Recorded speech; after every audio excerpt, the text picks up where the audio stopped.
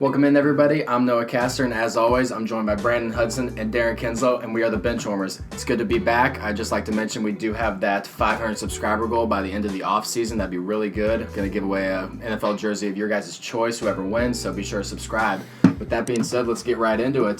Seahawks offseason report, a team that hasn't done much. They've lost a couple pieces. I'm going to shoot it over to Darren to talk about them first. Yeah, well, I think their main focus this offseason was getting a deal done for Russell Wilson, which they did. They had to pay a lot for him, but I think his time was due.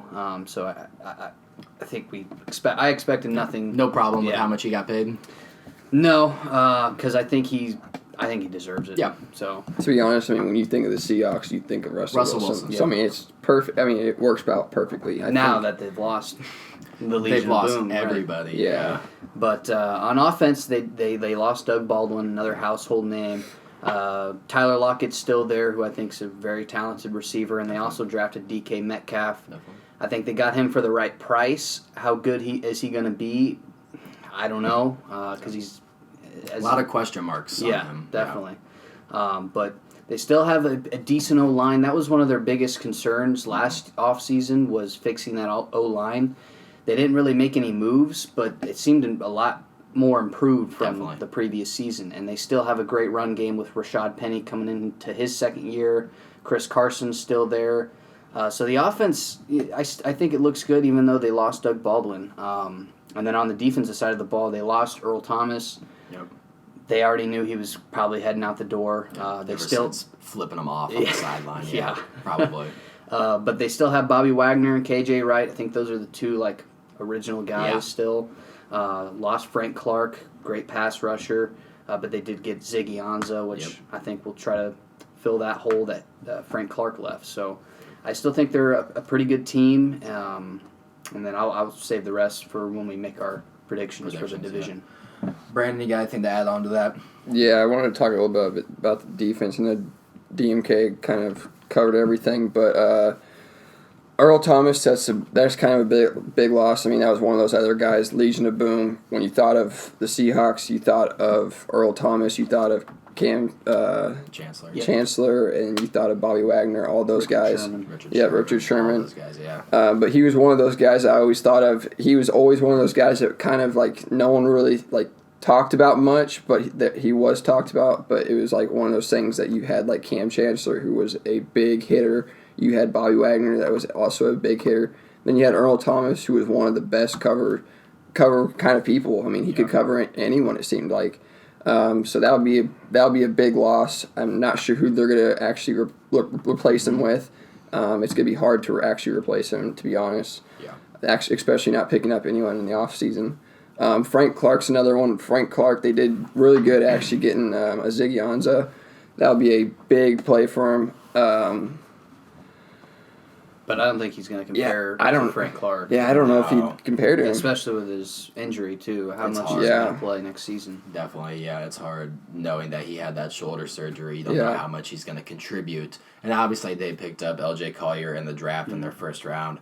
I thought they were going to get a safety, but then the Packers ended up trading with them, and I think that they were going to pick Darnell Savage, which is the reason why I think the Packers moved up.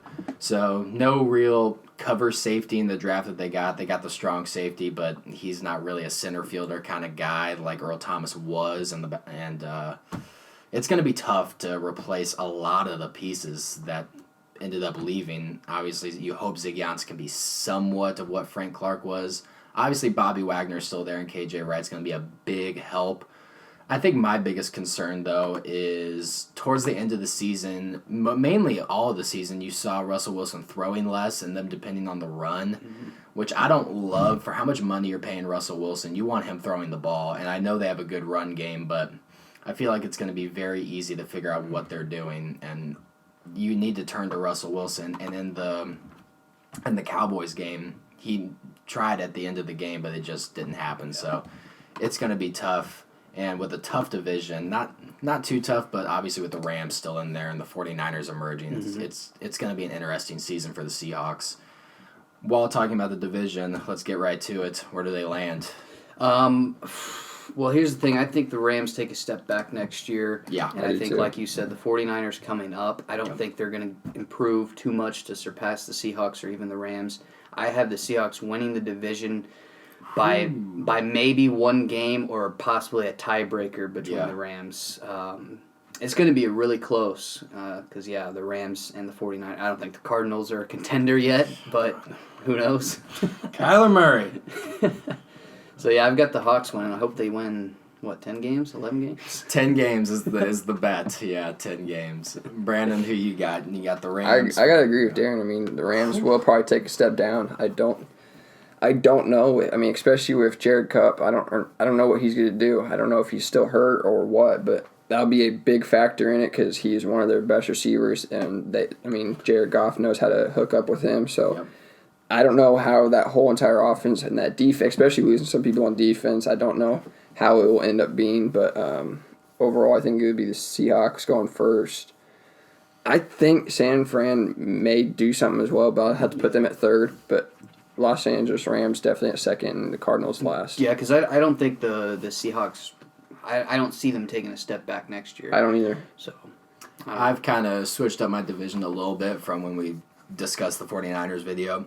I'm going to actually have the 49ers taking first place in this division. Whoa. Yeah, I'm going to have the 49ers taking first. I'm going to have Rams second and Seahawks third. Obviously, Cardinals go last. It all depends. I think the Rams are the biggest, differential here because I don't know how healthy Todd Gurley's going to be. And there was a lot of moving pieces in the Rams offseason, so I'm going to have to see how that plays out, obviously, with the addition of Clay Matthews and multiple other players. So, and we always see those Super Bowl teams, specifically the ones that lose to the Patriots. Digress.